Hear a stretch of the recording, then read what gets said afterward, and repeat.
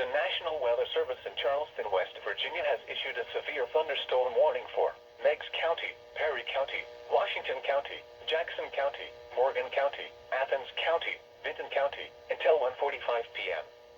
At 12:24 p.m., severe thunderstorms were located along a line extending from Chesterville to 10 miles northeast of Kingston to 10 miles southeast of Peebles, moving east at 50 miles an hour. Sporadic severe wind gusts are likely with this line of thunderstorms. Hazard, 60 miles an hour wind gusts. Source, radar indicated. Impact, expect damage to roofs, siding, and trees.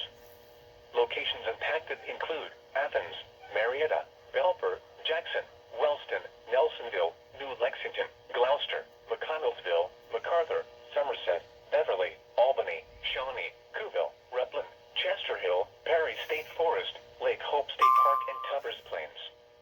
This includes Interstate 77 in Ohio between mile markers 4 and 17.